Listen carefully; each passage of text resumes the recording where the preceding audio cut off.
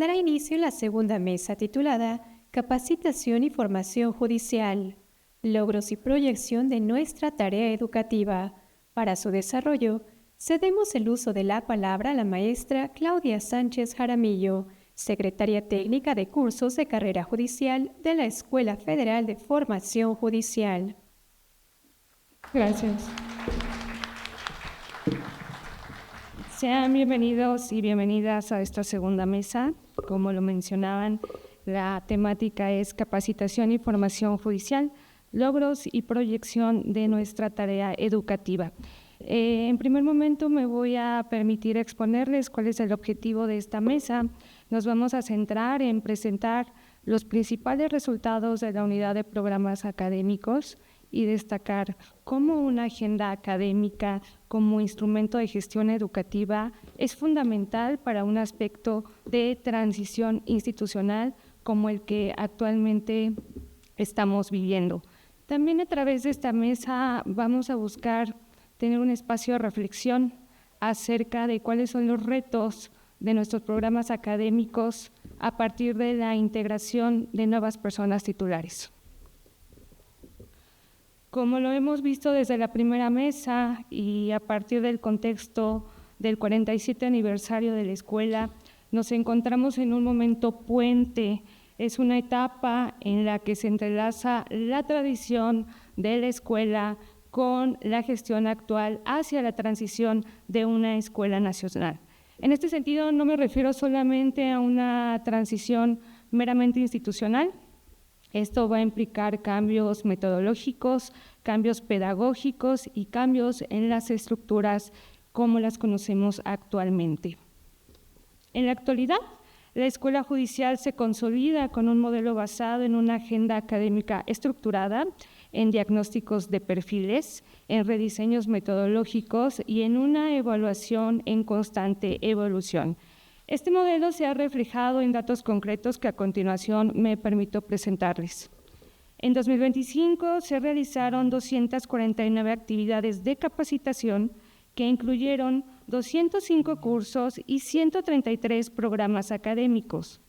Estas acciones formativas representan un total de 21.680 horas de capacitación impartidas con la emisión de 21.515 constancias de acreditación y un total de 76.966 registros de inscripción por parte de todas las personas participantes.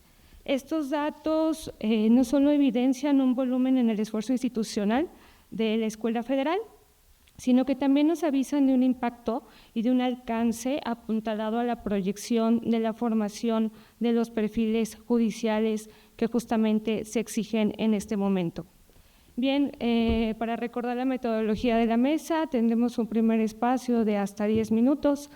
Posteriormente volveremos a tener el espacio de 5 minutos para tener algunas conclusiones o bien debatir algunos puntos también expresados por nuestras compañeras panelistas.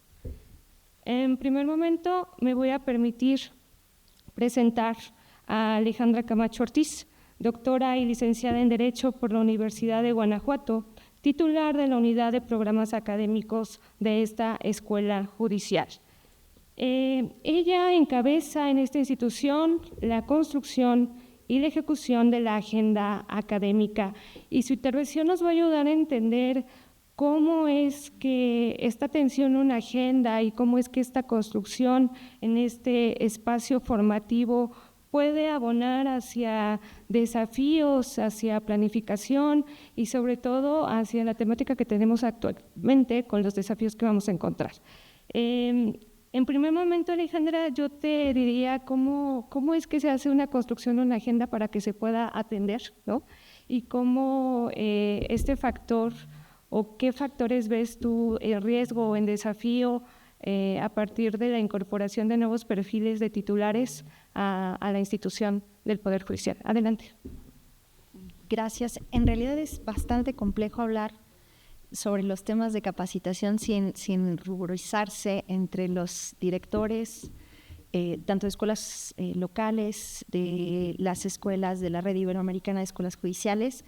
Así que a mí me gustaría simplemente bosquejar algunas de las preocupaciones, pero también presentarles los objetivos y algunos de los retos que tiene la Unidad de Programas Académicos, la Escuela Federal de Formación Judicial, en un momento que se ha señalado así, que la directora nos recuerda constantemente como un puente. Y comenzaría con, ¿podemos abordar lo que la escuela o lo que la unidad ha intentado en términos de diversificar la oferta, tratar de atender con mayor puntualidad, comprendiendo las necesidades de cada uno de los perfiles, cómo aparecen cada uno de los elementos que se han tratado de fortalecer y respecto a los cuales se busca dejar esa memoria institucional? Cuando la directora llegó aquí lo tenía muy claro y ella pensaba y piensa que en la medida en la que pasemos de la intuición, ¿no?, y de una oferta desordenada a un conocimiento metodológico más ordenado que le permita a ella tomar decisiones, en ese momento su unidad, la Unidad de Programas Académicos, podrá servir para un objetivo básico que es que esta escuela se transforme en un centro de pensamiento. La unidad tiene a su interior tanto las actividades de capacitación, de formación, de especialización, pero también las actividades de investigación, y para mí es un honor en realidad hablarles aquí de lo que hacen 8 secretarías técnicas y 45 personas en esta unidad.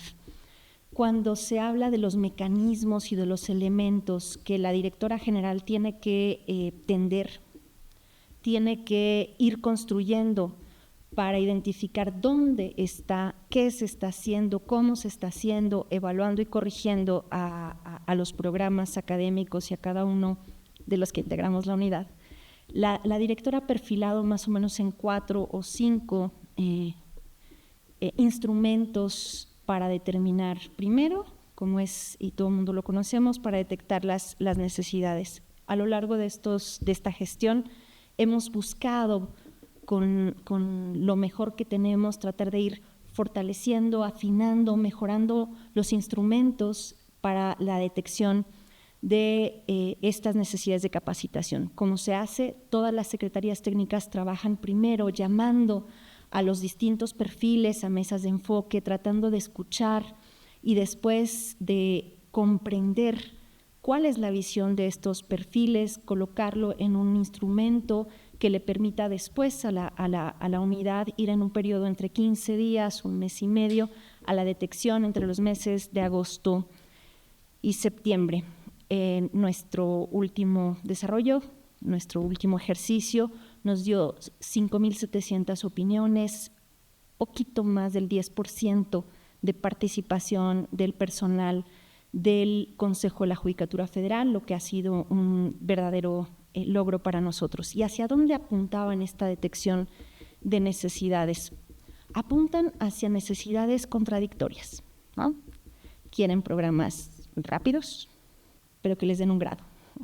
Quieren que sean pocas horas, muy prácticas, pero de preferencia o especialidades, o diplomados, o maestrías. Entonces, tratar de cuadrar el círculo ha sido por demás complejo, pero entendemos que lo que en realidad, o lo que hemos interpretado es que apunta a tratar de construir a través de distintos módulos o estructuras modulares lo que hasta ahora son programas. Y les pongo un ejemplo en lo cual después van a profundizar. Nosotros teníamos 25 actividades distintas, programas diferentes de capacitación en temas de género. Algunos se repetían, algunos simplemente replicaban algunos de los contenidos, no teníamos muy claro qué iba a dónde, y durante 1 año y medio nos dimos a la tarea de ver cuáles eran estos 25 cursos, qué se estaba haciendo con ellos y qué podíamos rescatar, cómo los podríamos ordenar para integrar un programa más complejo, un programa más completo, que terminó siendo el programa de sensibilización integral, que con cierta tardanza, pero estamos ya muy prontos a operar en su totalidad.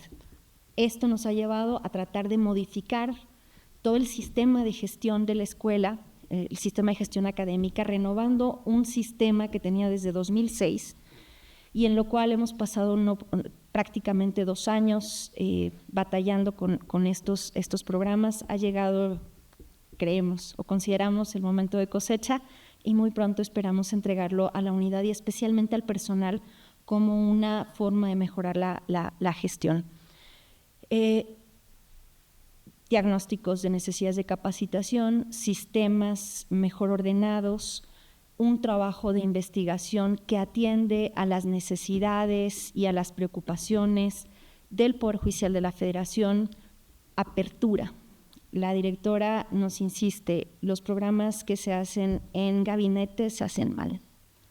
Y si se hacen muy bien, aún así tendrían que haber hecho y partido de las necesidades a ras de tierra, de la capacidad que tiene la escuela y que tiene la unidad para ir y reconocer en los distintos perfiles las necesidades, primero iniciales, de formación, de perfiles, pero también de actualización. Así que en este transitar hacia una agenda académica que permita desde la dirección general controlar, la directora Miriam no es controlar, es supervisar, es guiar, por supuesto, pero también es controlar con mes a mes reportes, registros y una evaluación cada vez más puntual. Y quiero cerrar con esto para dar paso a otras cosas, porque el otro elemento sobre el que quisiera profundizar aquí es para la Escuela Federal de Formación Judicial, los programas que no se evalúan, que no son comparables en su desempeño, que no permiten incluso determinar los desempeños de cada una de las secretarías técnicas que trabajan, son programas que no han cumplido su ciclo, que no han logrado ofrecer toda la información que requiere el cerebro de esta escuela para poder determinar cómo y hacia dónde. Si es la agenda académica a partir de esos 205 cursos, y tengo que decirles sobre eso, hablar en el segundo momento, que la directora cuando veía que nos aprobaron un plan de capacitación que estaba programado para un año, que no lo aprobaban en agosto, la instrucción fue, bueno, pues hagamos todo lo posible para que eso que está en un año, todo aquello que se pueda y que logremos ofertar a agosto, tiene que ser así. De este modo, toda la oferta que estaba prevista para el año, para el 15 de junio el 83% había sido desahogada. Y nos queda, y aquí voy a detenerme, ¿cómo? Y esa es la pregunta en la que todavía creo que no nos vamos a detener, nos vamos a ir y vamos a seguir preguntándonos. Tenemos algunas actividades autogestivas previstas como folder inicial de capacitación para los nuevos juzgadores, para las nuevas juzgadoras, pero sabemos que es apenas el inicio, el reto es enorme y si no fuera solo vértigo lo que sentimos, es la palabra que constantemente me viene a la cabeza, sería también una emoción inmensa de saber que podemos, desde la convicción de la formación, desde la convicción de que lo que hacemos puede impactar, porque si no tenemos esa convicción, entonces ni estaríamos aquí, ni serviríamos a Josefina Cortés Campos a la cabeza de esta escuela. Así que, bueno, la capacitación y la unidad de programas académicos con sus 45 personas, con sus 8 secretarías técnicas, agotando, avanzando en una agenda prevista para un año en un 83%, al 15 de junio se prepara para dar un paso más en lo que es un eslabón de su historia. Una historia que seguirá hablando del compromiso con la capacitación, pero especialmente de la convicción de que la formación, la educación, la actualización es la mejor herramienta que tiene el Poder Judicial de la Federación para incidir en el acceso a la justicia y la protección de los derechos humanos. Muchas gracias.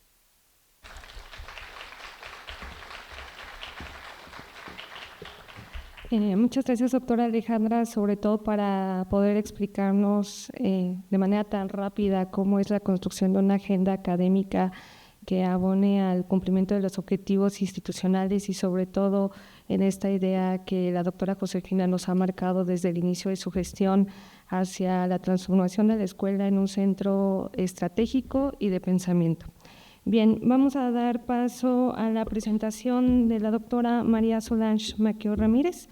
Ella es doctora en Derecho por la Universidad de Salamanca, España, especialista en el análisis normativo de políticas públicas, derecho y tecnología, autora y coautora de más de 50 publicaciones académicas y amplia trayectoria docente.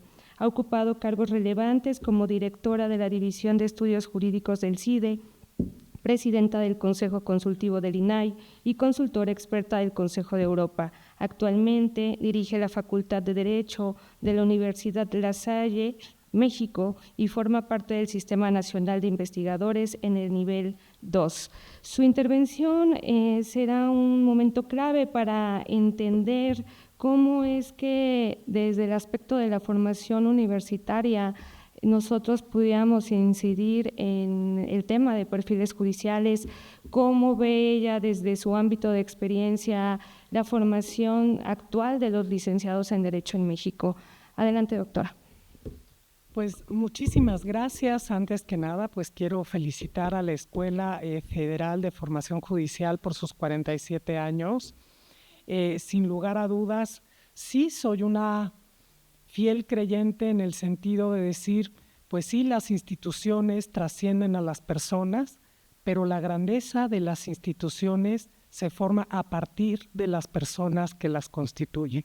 Y en ese sentido, mi reconocimiento y agradecimiento por todo el trabajo que se ha hecho en estos 47 años, que sin duda dan cuenta de avances, de logros, de nuevos proyectos y de un impacto importante, sobre todo en la calidad, en la formación judicial. Básicamente, ya para entrar un poco en materia, ¿cómo estamos o cómo veo? Y quiero aclarar que voy a tratar de hablar en términos genéricos a partir de mi experiencia en instituciones de educación superior y no focalizada a la facultad que actualmente dirijo en la Universidad La Salle. ¿Cómo está la educación jurídica en México? Pues básicamente es totalmente asimétrica. No hay un estándar de calidad específico. Podemos encontrar desde lo mejor hasta lo peor en el ejercicio de la abogacía. Y esa es una realidad. Sin duda alguna, y todos somos conscientes de ellos, pues que generalmente la abogacía no goza de una buena reputación social. Y eso se debe precisamente a que lamentablemente experiencias malas hay muchas, ¿no? Y a veces solemos recordar lo negativo y pocas veces destacar lo positivo. Esa asimetría obedece a muchas razones. Solo piensa en el número ingente de instituciones de educación superior que hay en nuestro país. Actualmente se ofrecen más de 2.500 programas académicos a nivel licenciatura, no me estoy refiriendo a maestrías y doctorados.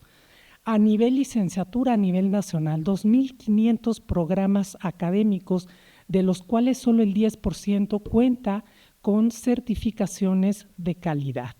Esta es una realidad. Los cambios, solo en el lapso de 5 años, hemos pasado a números significativos. Cada año se abren nuevas escuelas de derecho. Esto se explica evidentemente porque la inversión que se tiene que hacer para ofrecer un programa de derecho, pues es sinceramente muy bajo, ¿no? Es muy distinto a otras disciplinas, la arquitectura, la ingeniería, que requieren laboratorios, equipo especializado en derecho, no.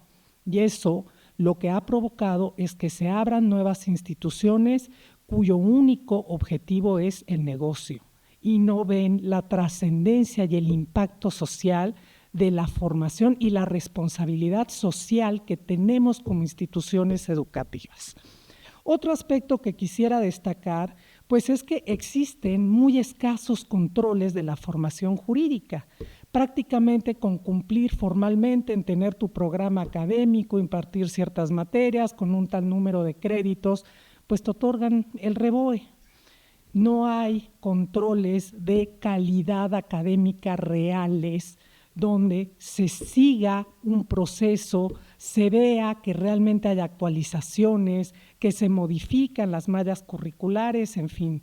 A esto le añadimos pues problemas que tenemos obviamente con un tema que ya ha sido tocado con antelación por la ministra Ríos Farjat, que tiene que ver, por ejemplo, con la colegiación obligatoria, lo que ello implicaría y los retos que eso también supondría. Otro aspecto importante tiene que ver con la heterogeneidad de la oferta educativa. Aquí el CEA realizó un estudio muy interesante, el ADN de la formación jurídica, que bien conoce la directora general.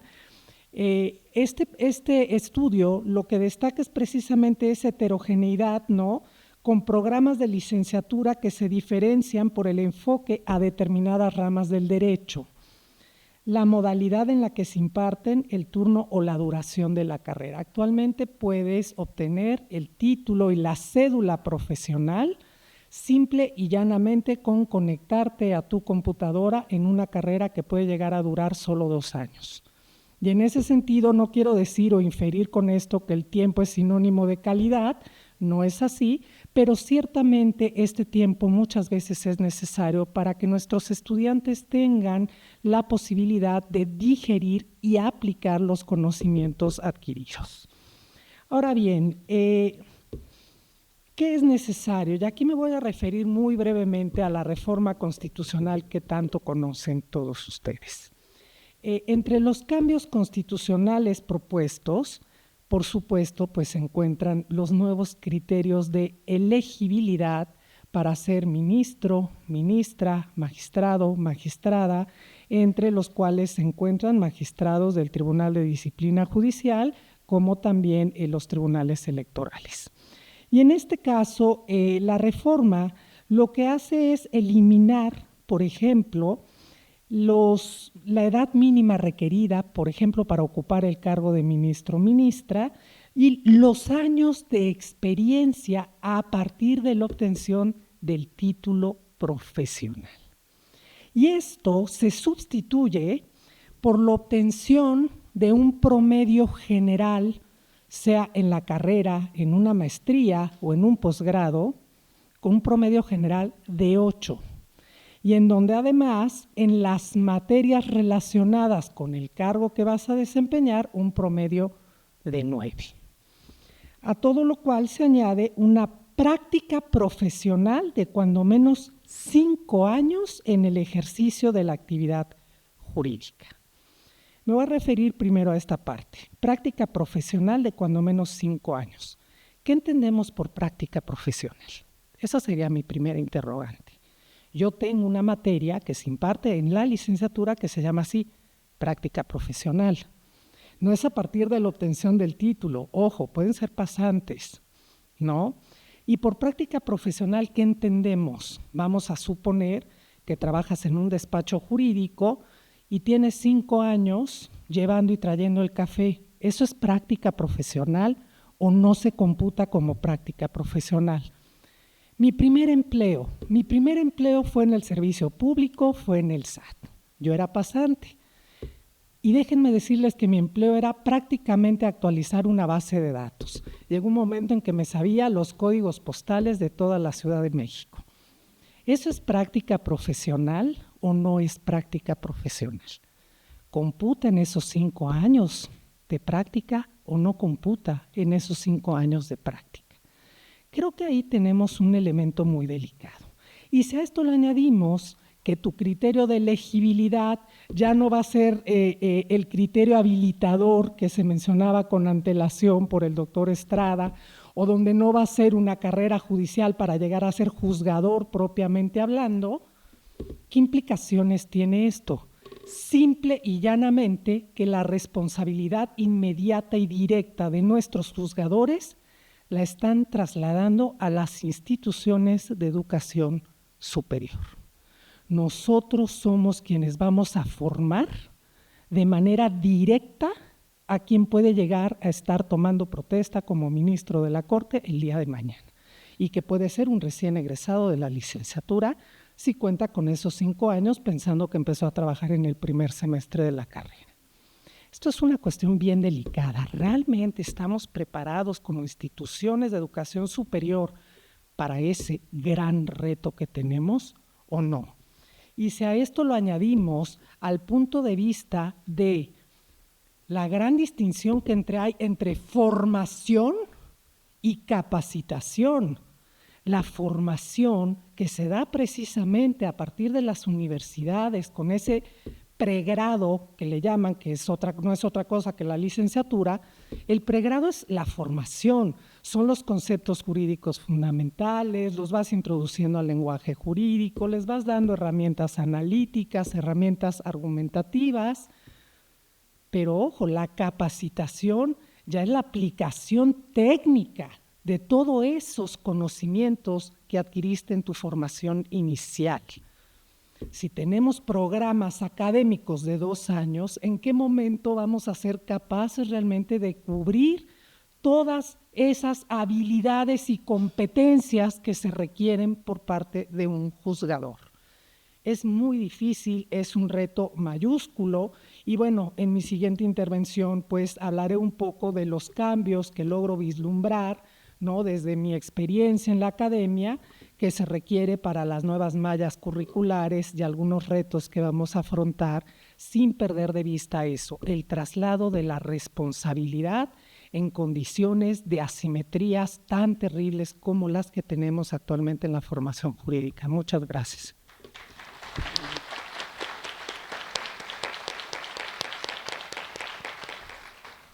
Muchas gracias, doctora Solange. Pues a partir de la experiencia que usted tiene en la enseñanza jurídica, en momento a momento, pues nos ha recalcado esta preocupación acerca de cómo esta formación inicial para los futuros juzgadores pues va a estar recayendo en las instituciones de educación superior, con un motivo más preocupante debido a que la licenciatura en Derecho es una licenciatura que se oferta en muchas instituciones educativas que, como usted refería, no cuentan con procesos metodológicos de validación que nos permitan avanzar hacia la certeza de que sean formados de manera correcta en primer momento. Bueno, seguiremos en la mesa. Ahora tengo el gusto de presentarles a la magistrada Rosa María Méndez Tomás, jefa de sección de formación inicial de la Escuela Judicial de España. Ingresó en la carrera judicial en 2006, actualmente magistrada del Juzgado de Primera Instancia número 32 de Barcelona, fue profesora ordinaria de la Escuela Judicial de 2018 a 2024. Cuenta con amplia experiencia docente en diversas instituciones y es autora de publicaciones especializadas en Derecho Procesal Civil. La magistrada en primer momento nos platicará acerca de los pilares que derivan en el modelo español de la formación inicial judicial precisamente en ese país. Adelante, magistrada. Muchas gracias. Buenas tardes a todas y a todos. La verdad es que es un verdadero placer estar hoy aquí entre ustedes. Permítanme que agradezca en nombre propio, en nombre de la Escuela Judicial del Consejo General del Poder Judicial de España, al Consejo de la Judicatura Federal y a la Escuela Federal de Formación Judicial que me haya invitado a participar en esta mesa para hablar de la capacitación y de la formación judicial y concretamente de los logros y la proyección de nuestra tarea educativa. Y precisamente es de esto de lo que les quería hablar. Mi idea es contarles muy brevemente, porque no tenemos mucho tiempo, pero un poquito en qué consiste la formación judicial en España, concretamente la formación inicial y aún más específicamente qué incidencia tiene en el perfil de la persona juzgadora del siglo XXI. Les voy a compartir una presentación. Aquí quería ponerles de relevancia la importancia que tiene precisamente conocer cuál es el perfil de la persona juzgadora del siglo XXI que queremos. Entre otros motivos, es un tema que ocupa y preocupa en la red iberoamericana de escuelas judiciales.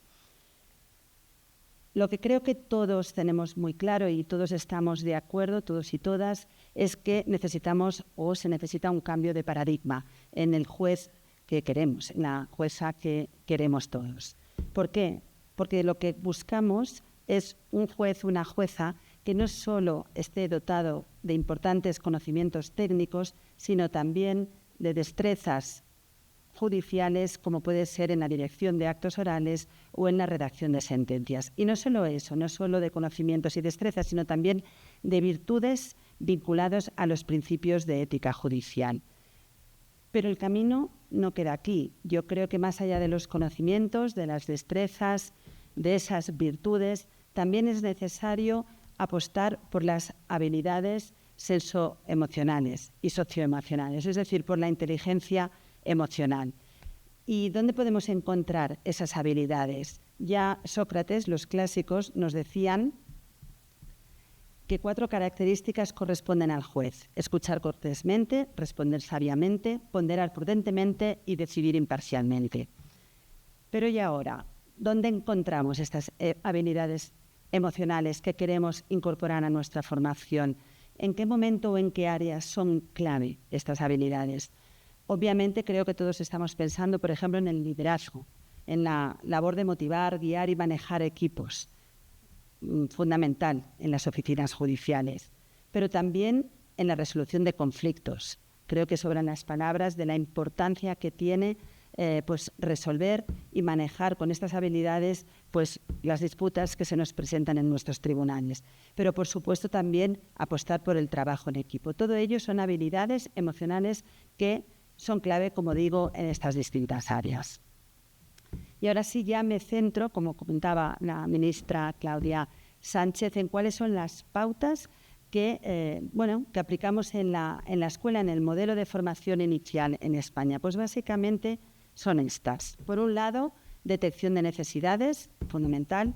Por otro, marcar claramente los objetivos docentes. A continuación, ver qué metodologías podemos utilizar, metodologías de formación, precisamente para obtener esos objetivos. Y, por último, evaluar todo este proceso, también fundamental.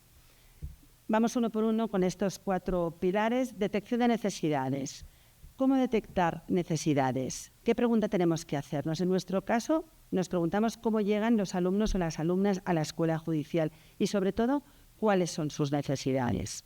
Y les contaré que nosotros tenemos principalmente 2 grandes grupos de alumnos o de alumnado. Por un lado, aquellos alumnos que ingresan por lo que nosotros denominamos turno libre, por el sistema de examen de oposición. ¿Y con qué perfil nos encontramos? Pues con un perfil de jueces y juezas en prácticas que han realizado un ejercicio de oposición meramente memorístico, tras una media de 5 años de estudio, con falta de experiencia vital y profesional, con un mismo o similar perfil académico, lo que nos ofrece una gran ventaja, y con una ausencia de conocimientos transversales y multidisciplinares. Troncales los tienen todos, pero multidisciplinares y transversales no.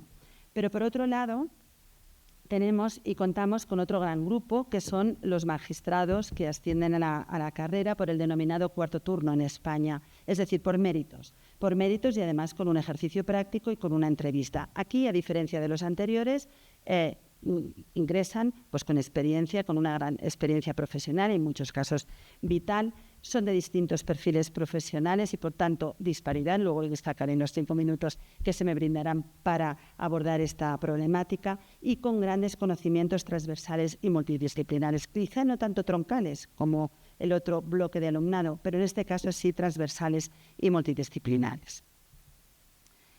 Pero ¿es la única manera de detectar necesidades, ver qué perfil de alumno ingresa en la escuela? No, tenemos otros métodos, hay muchos, pero he destacado aquí, por ejemplo, pues las propias encuestas de valoración de las actividades realizadas por el alumnado, pero sobre todo, muy importante, los informes de los tutores y tutoras. Ellos realizan prácticas tuteladas y, por tanto, para nosotros es valiosísima la información que recibimos de estos tutores. Y, cómo no, consultar a los tribunales. Los tribunales nos dotan también de una información muy valiosa sobre las debilidades o fortalezas de nuestros alumnos. A ver si pasa.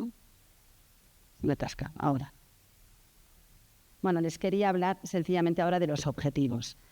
Los objetivos. ¿Cuál es nuestro principal objetivo docente? Como pueden imaginar, si les he contado cuál es el perfil del juez o jueza que ingresa a la escuela judicial, se podrán imaginar que lo que queremos es enseñarles el oficio, porque vienen con ese saber, vienen con unos conocimientos impresionantes, sobre todo los que acceden por el turno libre.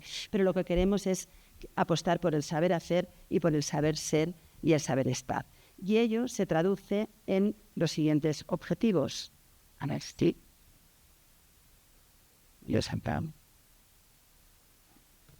Bueno, lo tienen aquí también indicado, así no vuelvo atrás. El primer objetivo sería proporcionar una formación especializada, integral y de alta calidad. ¿Y cómo lo conseguimos? Pues aquí es donde voy a hablarles de las metodologías. Pues en primer lugar, apostando por un plan docente, un programa docente muy ambicioso. Un plan docente que no solo se limita a la formación ordinaria para el desempeño de la función jurisdiccional, sino para la formación especializada y sobre todo para la formación transversal. Pero, ¿qué otras metodologías pueden abundar en este objetivo que pretendemos? Pues, por supuesto, superar la formación tradicional y apostar por una formación participativa e interactiva. ¿Y cómo? Pues a través de grupos pequeños, no se puede conseguir de otro modo, es decir, a partir de grupos formados por un máximo de 14 o 15 alumnos en la medida de nuestras posibilidades, porque no con todas las promociones podemos reducir los grupos a esta cantidad. ¿Qué métodos de formación aplicamos precisamente para obtener estos objetivos? Pues no solo trabajos en equipo y debates, sino también ponencias, también mesas redondas como la que estamos hoy organizando en estas sesiones. Segundo objetivo, importantísimo. Voy pasando aquí. Una formación, lo hemos dicho antes, en competencias, es decir, no solo que comprenda conocimientos, sino que también comprenda habilidades y actitudes. ¿Y cómo conseguimos eso? Pues lo podemos conseguir, ahora les voy a mencionar una serie de habilidades por las que apostamos firmemente a través también de distintas metodologías. Por ejemplo, la habilidad de reflexión, diálogo e intercambio de ideas. ¿Cómo lo conseguimos? Pues, por ejemplo, con la metodología de analizar microrrelatos que la hemos utilizado en diversas ocasiones, por ejemplo, en la actividad de ética o de la aplicación de los principios de ética judicial. Otra habilidad, la comunicación efectiva. Esta es una de nuestras actividades estrellas, las simulaciones. Prácticamente en todos los módulos hacemos una simulación, pero no solo entre nosotros. Es decir, aquí el alumnado no solo entre ellos asume un rol, sino que participamos también con distintas instituciones, con universidades, con organizaciones como, por ejemplo, escuelas de prácticas jurídicas de colegios de abogados, que vienen a la escuela y desempeñan su propio papel. Este año incluso hemos incorporado a peritos, a colegios de peritos, hemos incorporado también a los fiscales y simulamos juicios en que cada uno de estos operadores jurídicos desarrolla su papel. Pero no nos limitamos solo a simular juicios, también simulamos audiencias. Estamos dando últimamente muchísima importancia a este aspecto. Por ejemplo, entrevistas con personas con discapacidad. Estarán de acuerdo conmigo que no es lo mismo entrevistar o tomar declaración, por ejemplo, a una víctima o una persona imputada en un procedimiento que entrevistarse con una persona con discapacidad.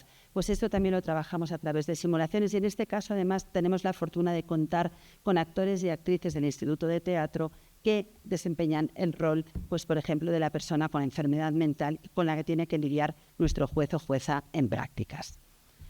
Y además realizamos también simulaciones que denominamos declaraciones críticas, porque sometemos a nuestros alumnos y a nuestras alumnas a situaciones límite en las que, les ponemos a prueba para ver cómo lidiar ante situaciones, por ejemplo, en las que tienen que enfrentarse a una víctima, por ejemplo, de violencia de género o, por ejemplo, a una persona que acuda a juicio sin un profesional.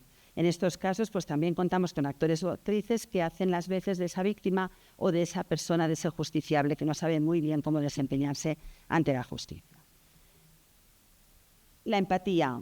Permítanme que les cuente, sé que voy mal de tiempo, pero que les cuente esta actividad. Esta actividad es una de mis preferidas, diálogos socráticos. ¿Aquí qué hacemos? Pues durante 10 semanas, concretamente una tarde a la semana, nuestros jueces van a los centros penitenciarios precisamente a dialogar con los internos en los centros penitenciarios y a dialogar un poco de temas de la vida, pues de la amistad, de la justicia, del amor, supervisado todo y dinamizado además por expertos en la materia, por filósofos normalmente del derecho, pero también pues por sociólogos. ¿Y esto qué conseguimos con ello? Pues conocer la realidad de estos internos, pero también que estos internos conozcan nuestra realidad y lo difícil de la toma de nuestras decisiones. Les hablaría también de otra serie de habilidades, trabajos en equipo, gestión del tiempo. Cada vez le damos más importancia a esta habilidad. ¿Por qué? Porque es importantísimo, consideramos, gestionar nuestras agendas, nuestros señalamientos de juicio, nuestro volumen de sentencias por dictar es una habilidad que también estamos potenciando muchísimo últimamente. Y para finalizar, les voy a hablar del último objetivo. El último objetivo consiste en no perder de perspectiva que somos un servicio público. Es decir, que tenemos que estar en permanente contacto con la realidad social y con el resto de operadores jurídicos. Y, por tanto, ¿qué hacemos? Pues desarrollamos y tenemos infinidad de estancias. Aquí les estoy mostrando fotografías de las estancias en materia civil. Nuestros alumnos acuden al Colegio de Registradores, pero no a que les den una charla, aunque parezca es ello por la fotografía, sino a manejar los libros. Están toda una semana con abogados y abogadas. ¿Por qué? Porque queremos que conozcan lo que se vive en los pasillos en esas esperas antes de un juicio, por ejemplo, o en esas entrevistas con los clientes. Acuden también con secretarios judiciales o secretarias judiciales para conocer el funcionamiento de la oficina y están con ellos 2 y 3 mañanas. Van con notarios, van con fiscales. En penal están con la policía en controles de alcoholemia. Van a prisiones, con cuerpos y fuerzas de seguridad del Estado, centros hospitalarios para todo el tema de ingresos en centros psiquiátricos. Llegan a ver incluso una extracción y donación de órganos, van a centros de menores. Es decir, infinidad de actividades y por último les cuento la que considero que también les dota de un gran privilegio, que es recordar que son jueces europeos, en nuestro caso, y tienen el privilegio de acudir a las principales instituciones europeas, entre ellas pues, al Tribunal de Justicia de la Unión Europea, al Parlamento Europeo, pero también a un campo de concentración. Y comparten pues, con esos magistrados pues, sus deliberaciones y la toma de decisiones tan importante para la incorporación también en nuestro derecho nacional. Siento haberme limitado en el tiempo, luego en todo caso ya abordaré el tema de la evaluación. Muchas gracias.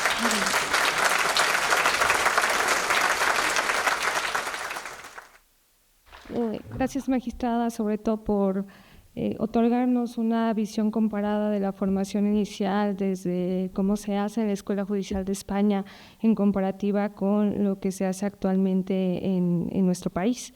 Destacando en primer momento lo que observo es esta distinción entre saber hacer y saber ser, ¿no? Y que hay un enfoque muy importante hacia el manejo de habilidades socioemocionales, pero justamente enfocado a que construyan perfiles judiciales más sólidos. Bueno, ahora avanzaremos hacia la segunda ronda, que estará conformada hasta 5 minutos por panelista. En esta fase pues podremos profundizar sobre los propios comentarios que hicieron en la primera parte o bien debatir o argumentar algo que dijeron nuestras compañeras panelistas. En este sentido, me gustaría que platicáramos un poquito más hacia un sentido de perspectiva, hacia dónde vamos, desde el tema de qué desafíos se encuentran a partir de la planificación de una agenda académica, de una planificación educativa judicial en este momento de transición institucional que estamos por vivir. En segundo momento, expondría o les pediría a la doctora Solange responder entonces qué condiciones serían las necesarias para tener una formación jurídica de mayor fortaleza que justamente pueda abatir las temáticas de preocupación que nos platicaba en un primer momento. Y para la magistrada Rosa María, platicarnos ya desde un punto de vista de cuáles son las fortalezas y debilidades que también encuentra la formación inicial en el país de España. Bueno, para empezar esta segunda ronda, doy el uso de la voz a la doctora Alejandra Camacho. Gracias. Me gustaría aprovechar estos 5 minutos para presentarles una imagen sobre las ocupaciones, sobre los intereses que para el personal de la unidad han aparecido con motivo de este tránsito. Y lo quiero presentar con algunas de las preguntas y la curiosidad que a todos y a todas nos invade. Si nosotros teníamos, decía la directora hace algunos minutos, perfiles, jueces, juezas que venían de carrera, nuestro lema era soy carrera judicial y nuestra carrera judicial podríamos revisar cómo la escuela en estos 47 años se ha ido ordenando a través de lo que es la carrera judicial, ¿no? en el Instituto de Especialización Judicial sin carrera judicial. El instituto buscaba, decíamos, difundir, que se supieran cosas, eran los ministros quienes iban y hablaban y tomaban el uso de la voz, era una manera también de presentarles a ellos, y con actividades y con programas muy pequeños. Empezó todo con conferencias magistrales, de ahí pasaron a un programa de amparo, con las preocupaciones de siempre, de cómo se redacta mejor, de cómo logramos que se comunique mejor. Hacia el 94, cuando aparece la carrera judicial, el instituto se transforma en Instituto de la Judicatura Federal y pocos años después se insistía y el magistrado Vázquez Miño decía, es que somos una escuela, instituto no, escuela, vamos allá, entendamos que somos una escuela, que ese es nuestro corazón. Y ahí comprendimos o trabajamos como institución que había que atender esta idea de progresión, esta idea de compromiso, y aparecían los valores de profesionalización, de idoneidad, y a partir de ello se construyó todo el andamiaje que hoy nosotros encontramos y que sin duda hemos aprovechado. La Escuela Federal de Formación Judicial en 2021 se fortalece y amplía sus perfiles de atención. Se fortalece porque encuentra en ser una institución de educación superior su misión más básica, más importante, y atiende no solo a la rama jurisdiccional, a la administrativa también. Tenemos ahí solo el Consejo alrededor de 38,000 de la rama jurisdiccional, cerca de 12,000, más o menos va cambiando, de la rama administrativa, que incluye a cerca de 3,500 más o menos del Instituto Federal de Defensoría Pública, y la unidad de programas académicos responde a eso, como si fuera, no sé, me viene a la cabeza un pulpo de 8 brazos. Las secretarías técnicas altamente capacitadas tratan de responder con la fuerza de su personal a estas necesidades en los temas de investigación, en los temas de reformas, en los temas de cursos, en los cursos de carrera judicial, con curiosidad. Y la curiosidad que hoy tenemos se transforma también en un compromiso. ¿Cómo vamos a hacer o cómo vamos a lograr comprender de la manera más acelerada posible fenómenos que nos están impulsando y que nos están llevando a una transformación que se traduce a veces en eso, en vértigo, en decir, ¿y cómo? ¿No? Como si tenían cerca de 13 años promedio nuestros jueces, hoy pueden llegar sin experiencia alguna. ¿Cómo va a ser y cómo van a ser estos jueces el primer día de su adscripción, entre el 1 y el 15 de septiembre, para, en los casos penales, llegar a centros de justicia penal federal que tendrán que tramitar audiencias de las 8 de la mañana a las 6 de la tarde? ¿Dónde encontraremos espacios de capacitación? ¿Cómo les motivaremos? ¿Cómo les llamaremos? ¿Cómo además, si cada uno de los titulares que se fue fue nuestro alumno, pasó aquí muchísimos años y hoy la escuela también se siente con una enorme nostalgia?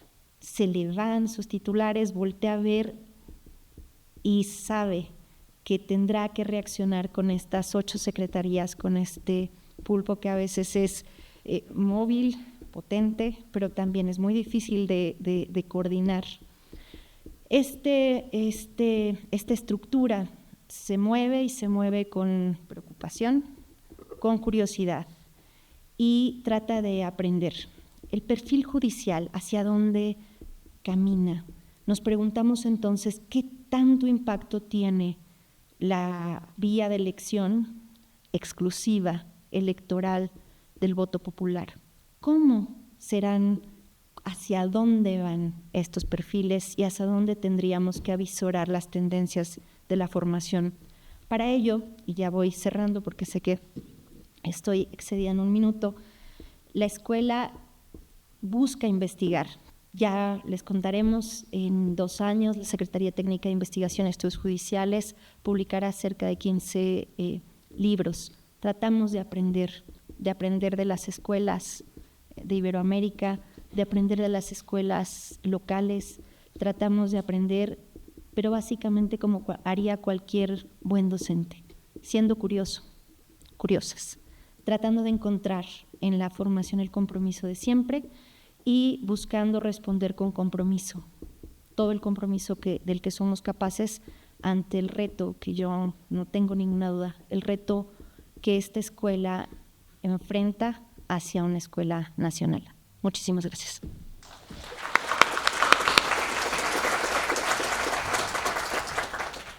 Gracias, doctora. Y en el mismo sentido de tener ya algunos argumentos conclusivos, doy el uso de la voz a la doctora Solange. Adelante.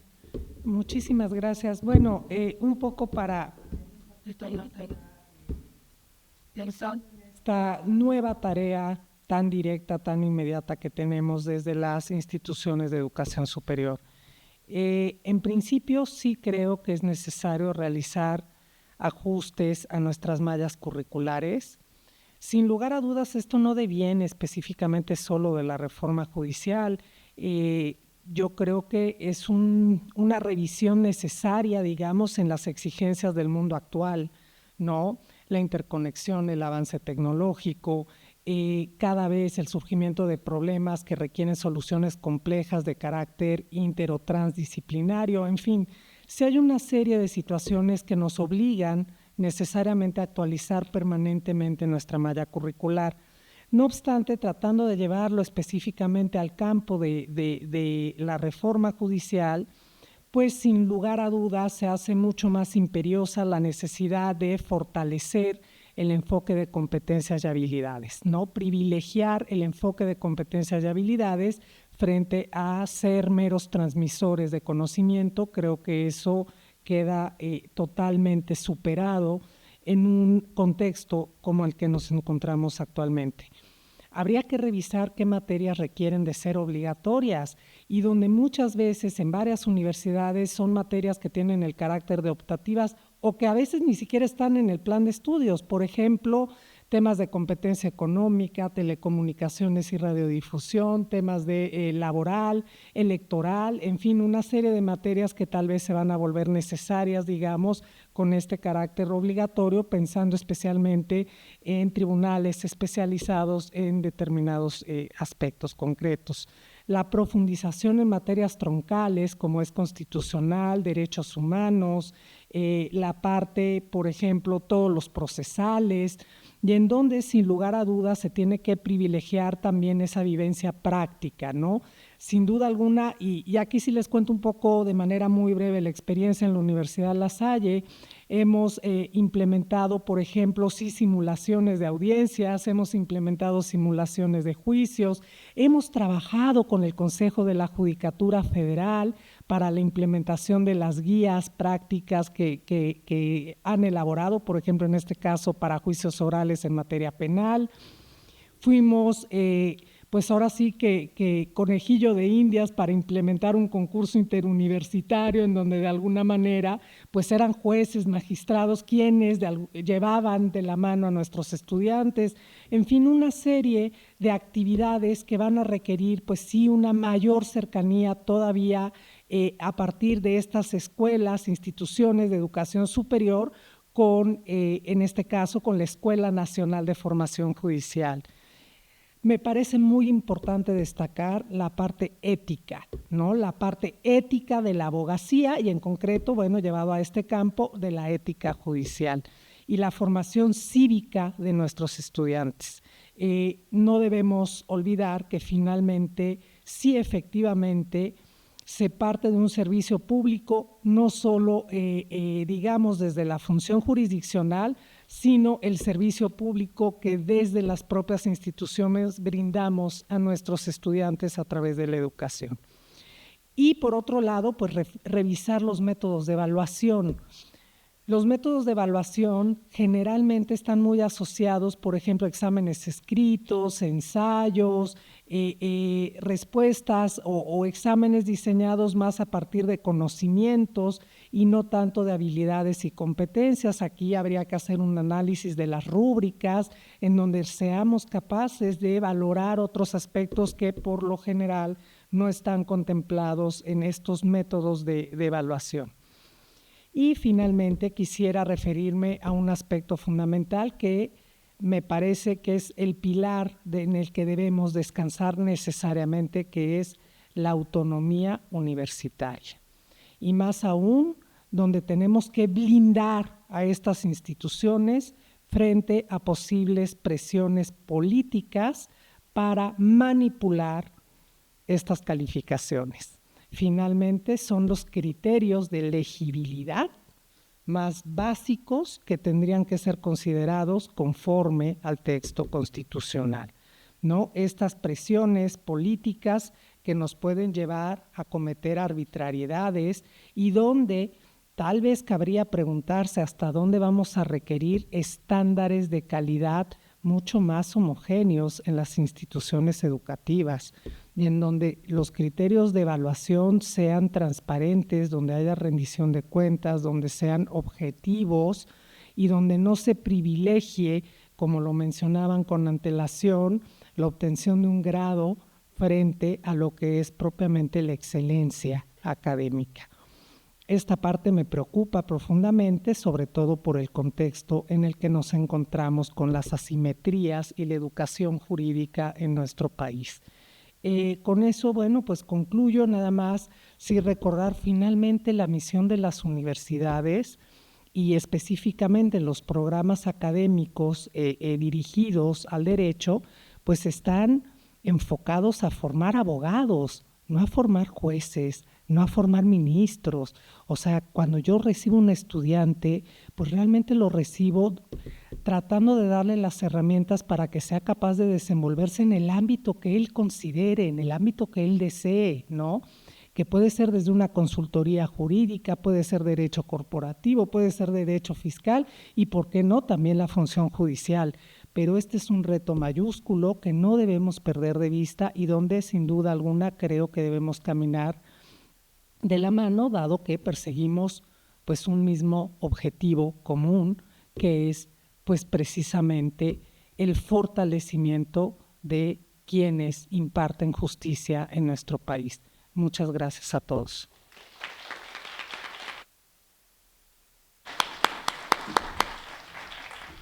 Gracias, doctora. Y finalmente tendremos la participación de la magistrada Rosa María para tratar un poquito de abordar la temática de las fortalezas y debilidades de la formación inicial en España. Gracias.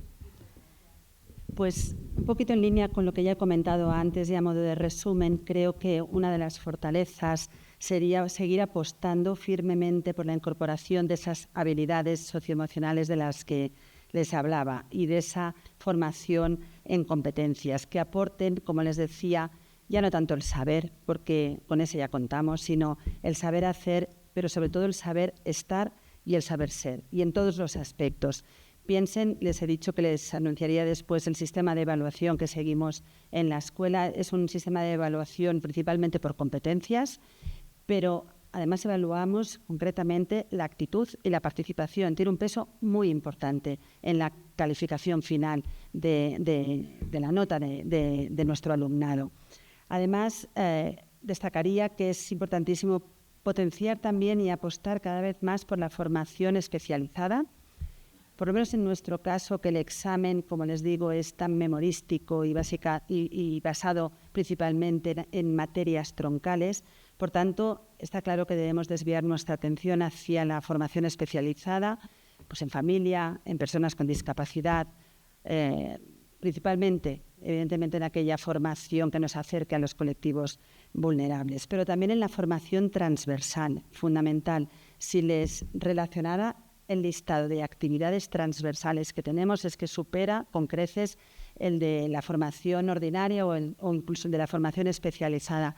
Piensen que tienen formación, aparte de la que ya se ha comentado aquí, fundamental importantísima, muy enriquecedora, como es en perspectiva de género, en mediación, que nos acompaña todo el curso, ética judicial, pero es que además también tienen formación en pues, cómo lidiar, cómo manejarme frente a los medios de comunicación, talleres de expresión escrita, talleres de expresión oral, talleres de liderazgo, talleres también de gestión del tiempo, como les comentaba antes, y un sinfín de actividades transversales a las que cada vez les damos más importancia.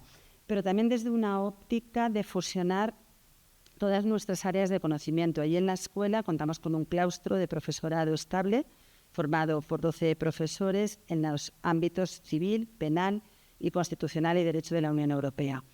Bien, pues estas 3 áreas desde hace unos años atrás también comparten actividades transversales. Por ejemplo, infancia.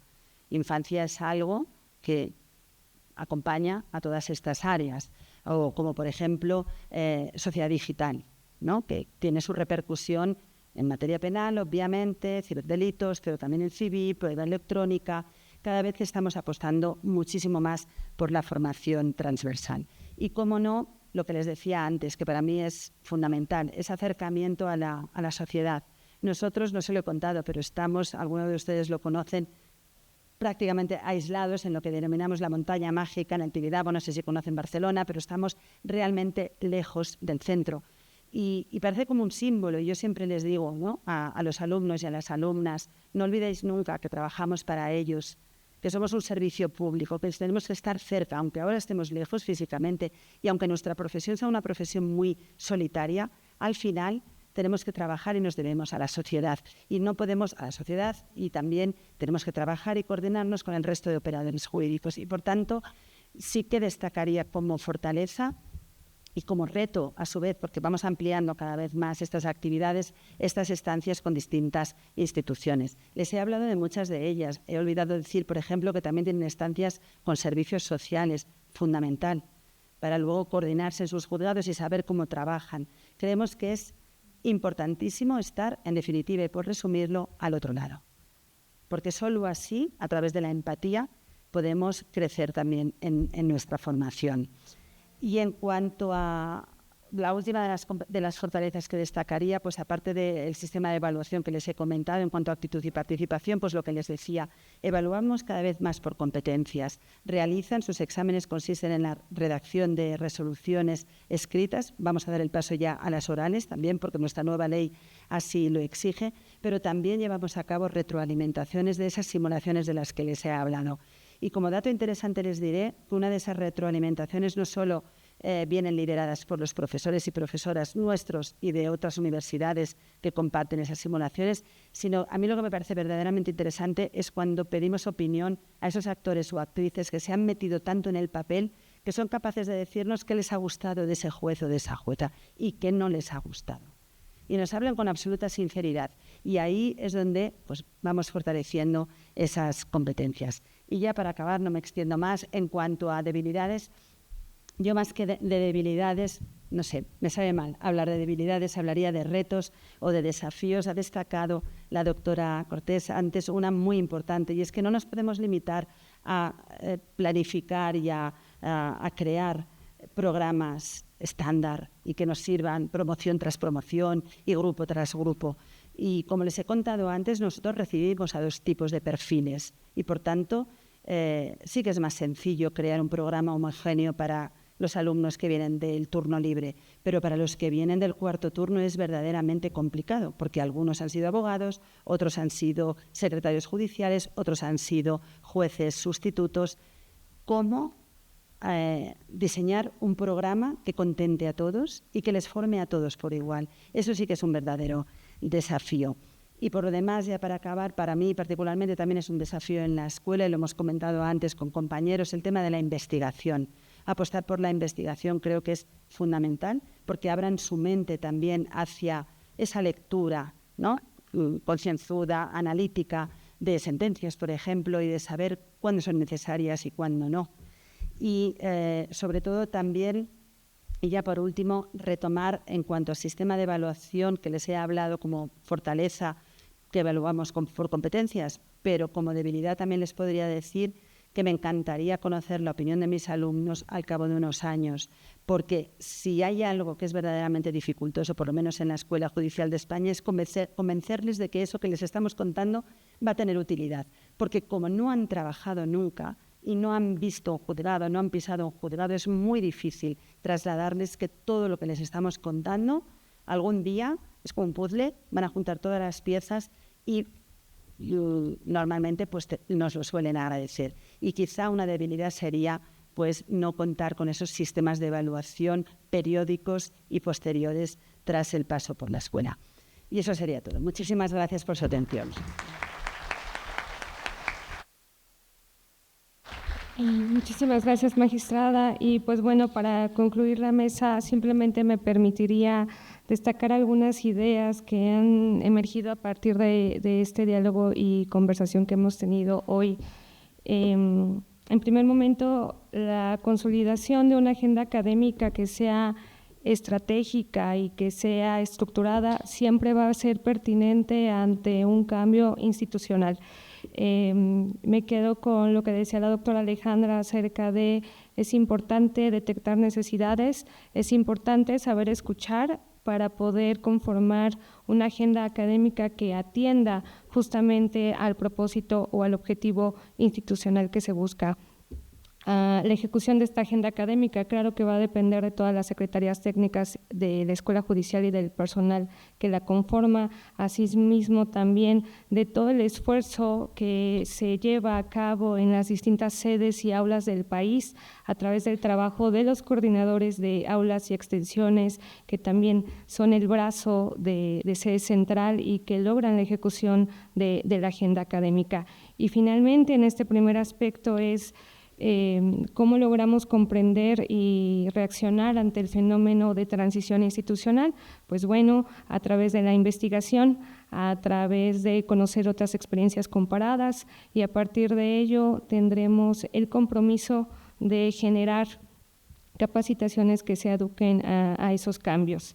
Ahora, en el aspecto de la enseñanza jurídica y de cómo vemos este tema desde el enfoque de la universidad, es cierto que a partir de la asimetría que se encuentra en la enseñanza jurídica es difícil establecer estándares, pero también la experiencia universitaria nos muestra que es posible hacer rediseños de mallas curriculares atendiendo a las necesidades que surgen en el mundo cambiante. Es posible también fortalecer este enfoque de competencias y de habilidades socioemocionales, y sobre todo creo que destacó mucho la parte que decía la doctora de regresemos a la parte ética, regresemos a la parte filosófica, regresemos a la parte de construcción de valores en las futuras personas que se van a encargar de desempeñar la licenciatura en Derecho, y sobre todo a partir de un espejo de autonomía universitaria y de estándares de evaluación que de alguna manera puedan llevar un proceso más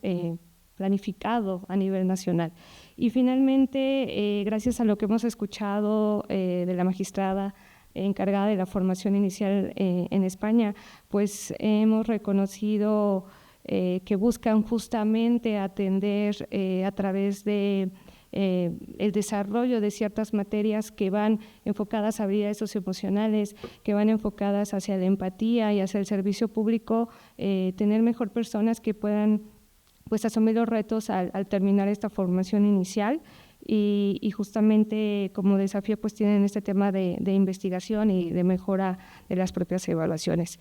Pues bueno, creo que estas son las ideas que destacó a partir de esta mesa, y pues bueno, aquí no solo se trató de visibilizar lo que hace la unidad de programas académicos, creo que también tenemos un enfoque de prospectiva de dónde estamos y hacia dónde vamos en esta construcción de formación.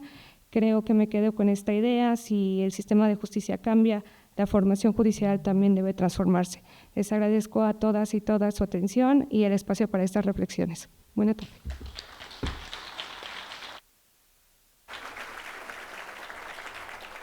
De este modo, damos por concluida esta mesa.